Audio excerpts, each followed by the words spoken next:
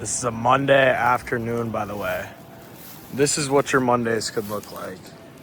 This is what you could be doing. You could be out in nature, out in the beautiful sunlight, back on the trails, getting our walk in of the day, so we can say shredded for summer, with just complete freedom in my life. And my life is not perfect by any means, but I mean, this is just, it's about 1 p.m. right now. This is just what I'm doing.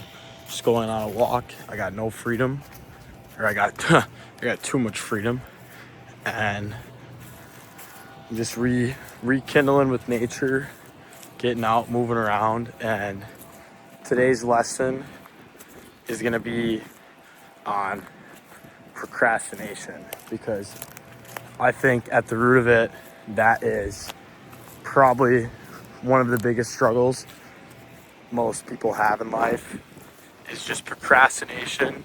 And they know it's a bad habit, but they can never get over the hump to stop procrastinating. And it's hard. And kind of the first thing I learned from a guy on social media that I had been following that helped in my breakthrough was, you can do all the self-help courses, watch all the self-help videos, and you notice that you always just return back to normal. Here, look at this bridge. Beautiful. But you do all the work, you wake up and you're just the same person. You go to sleep super motivated, you set your alarm early, you wake up, you hit snooze 5 times, you don't go to the gym in the morning, you don't do your morning routine, and you just live that same life that you always lived. And it's like, why is that? And one thing I learned about is called it's called the temperature gauge, and it's based on your internal thought process of yourself. So it's called the internal temperature gauge. And so that's why you see people who are effortlessly disciplined.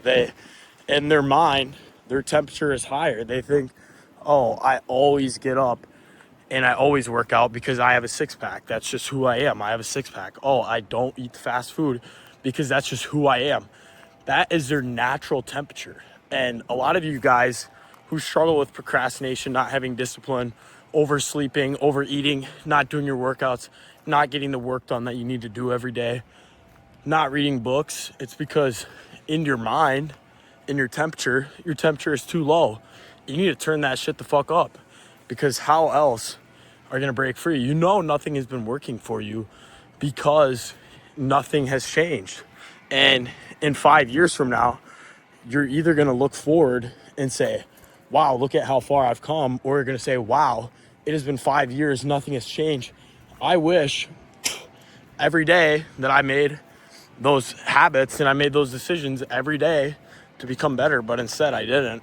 And so I became worse as a human. And it's just a decision. And the biggest thing about procrastination is you have to get through your mind that you are always in a battle against time, and time will always win. You will always be getting older. You will never be younger than you are in this moment right now. You will never have more time left in your life than right now. And there's nothing you can do to change that. And that can be motivation for some of you guys, but at the end of the day, you don't need motivation. If you're watching a video like this, you already know deep down what you have to do. You just have to know that you have to raise your temperature. And some of the ways that you can do this is by journaling. You can start journaling, and when you're writing in your journal, write from a first person perspective and say, hey, like, I am a disciplined person. I get up at 6 a.m. Or write in a year from now about your perfect life. And in that perfect life, write down some of the habits that you're doing. If you see yourself as a multimillionaire in 2 years, what were you doing in those 2 years that was different from now? And that's kind of where you will start to unlock a lot of progress, is you'll start to figure out certain things, what to do, what not to do, what is your perfect self not doing, that you're doing is another huge thing too. And I think some of the biggest breakthroughs I've had is getting all the thoughts out of my brain onto a journal. And if you don't like journaling and you don't like reading, but you feel like you're stuck in your head, then you need to seriously try doing that, because I will say that I have never felt better more than when I was journaling all my thoughts every day, and you just have them and you can look back on them. And also, a super underrated part about journaling is that you can look back and see what you were thinking a month ago, and you can use that to almost keep like a calendar. You know, a month ago, were you still struggling on not hitting your lifts? And if you can see that that's still a problem a month later and you haven't done anything to change it, well, now you can start putting a plan together. You can say, hey, every night I go to bed and I set that alarm at 6 a.m. And then when I wake up, I hit snooze 5 times. You should start realizing that, hey, I need to hone in on this problem, is that I'm going to start to tell myself I'm a person who gets up at 6 a.m. and goes to the gym, regardless of how I feel, regardless of if the gym's busy or not, regardless of if I know all the machines are going to be taken right now. I'm just going to go anyways, and I'm just going to do something. It might not be the perfect workout, but it's better than no workout for the day. Or you're like, oh, I would never read. Reading is gay. I hate reading. Well, then start reading. Start putting down, hey, I read books and I don't care what anyone thinks about me. And you'll notice that you'll start reading more books. And it's all a compound effect. You'll notice that is that everything compounds in your life, either negatively or positively.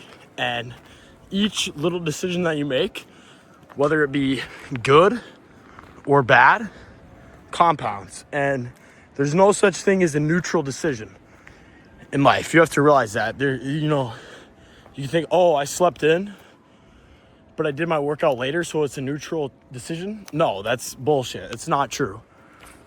And to get back on the procrastinating is really just a lack of respect towards yourself and towards your time. Because if you are looking in the mirror and you don't love yourself quite as much, and you look at your bank account and it makes you squeam a little bit, that's because you disrespect your own self. You disrespect your own time. And the only person that can fix it is you. If you keep sitting around every day procrastinating, waiting on something to be different, no one's going to save you. No one's going to help you. Look I'm all alone right now. No one's doing this for me. I'm doing it for myself. And that's how you have to be in life. You have to be like, if no one stands with me, I'm going to stand by myself. And I'm going to be my own cheerleader. And I'm going to save my own ass. And that's how you just have to be in life. It's hard, I know, but there's nothing you can do about it. And so going back to that part of just being alone, it's, not a lot of people will go out in nature and be alone and just sit with their thoughts and think about, how is their life going? Are they actually fulfilled? Things like that. And that's such a lost art these days, I feel like. And I talked about it in my other video about how, back in the day, we didn't have TikTok, Instagram, all this stuff to completely drown out our thoughts. Like, I'm not gonna lie, when things don't go my way and I'm having a shit day, I get on my phone and I just go on TikTok, and you'll see 100 videos that make you laugh, and you can send them to your friends and everything, and now you don't feel bad. But guess what? The problem hasn't been fixed. Nothing's changed. And it's like, it's just a way to cope. And honestly, it's horrible for you. If you can't go outside and just sit with your thoughts and think, then nothing's gonna change. All right, I see the lookout up there. I'm gonna try to off-road it to get up there. I don't know if that's smart, but I really want to get on that lookout up there. There's some chairs. Should be a pretty good view, but I got a couple more miles to go.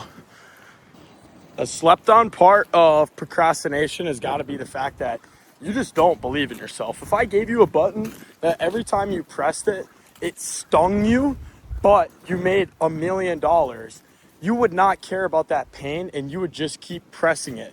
But if I offered you an alternative where if you work X amount of hours and I said that you have a 5% chance of making $1 billion, but you had to work 20 hours a day for 7 days in a row, and you couldn't talk to any of your friends or anything, some of you fuckers wouldn't even take it. You wouldn't even take a chance on yourself because you don't have the belief that it's going to pay off. And so that's what you do in your life. You never truly believe in yourself, so you never truly put the work in. So of course nothing's ever going to change. You don't even believe in yourself. If you don't believe in yourself, no one's going to believe in you. And that's just the reality of life. And if you don't believe in yourself, it's hard to do your best work. And if you're not even doing your best work, then you're not going to really make a difference. And that's just an equation that never works for you. You have to believe in yourself. And if you truly believe in something and have faith, then everything is easier. You know, it's a Bob Proctor lesson. All those Think and Grow Rich lessons, they say one of the most important steps is faith. And if you just have faith in something, regardless of what it is, your outcomes for success are way better. And I'm talking, you will not have success if you don't have faith. And it's weird how just having faith in something can make such a difference. But when it makes sense when you realize if you don't have faith in your own work, why would someone take a chance on you? Why would someone subscribe to you? Why would someone buy a product from you? Why would someone hire you?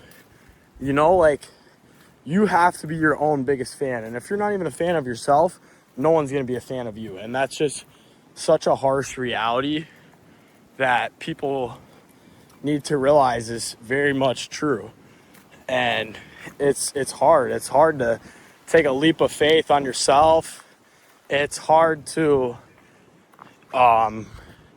put faith in something that you don't know for sure is going to work.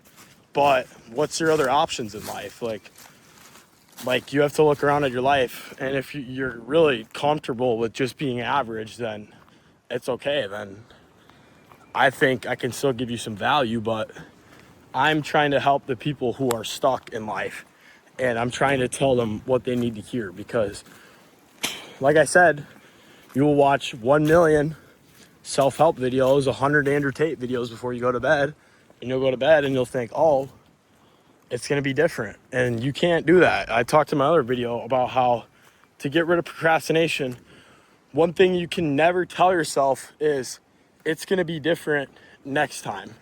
Like, oh, things are going to be different next time. I'm going to lock in next time.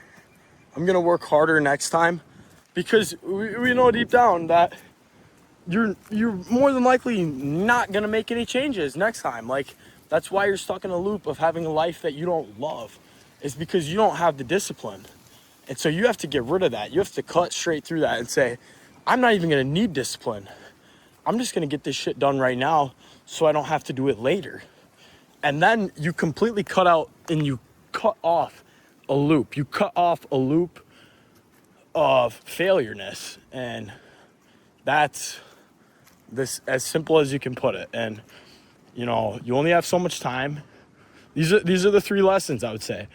You only have so much time. You need to stop wasting it. And you need to figure out a way, if you keep procrastinating, to find what is the block. And the second lesson is to have complete faith in what you're doing. I don't give a fuck if you are trying to be the manager at Burger King, if you're trying to drop ship $10 million worth of fidget spinners, if you're trying to be the CEO, if you're trying to go to Harvard. I don't care what it is, what you want to do in life. Having complete faith that it will all work out is the only answer to being successful. And the third rule I would say is that you have to change your temperature level. You have to change that inner temperature level. And that is the hardest of the 3. But you can do that through, like I said, journaling, meditation, changing your habits. Like, an easy way to do that is think, hey, what would my perfect self be doing right now? What's one thing my perfect self would be doing right now? And do that. If it's, hey, I haven't done my laundry yet today, my perfect self would have already had the laundry done. then go do the laundry. And it's things like that that will help you and make a huge impact in your life for the better. But on that note, I think this has been a very beautiful walk. Hopefully you guys have enjoyed the views. I thought it's absolutely beautiful out. Completely beautiful view of the river. The Leafs are not back yet, but who really gives a shit? But I really just hope that I can help. And if you comment or anything or reach out to me, I would love to respond. I would love to help you out one-on-one. I will talk to anyone through email, phone call, anything. But please just reach out if you need help for anything. I'll recommend books. I'll do whatever I can to help you guys out. And have a good rest of your day.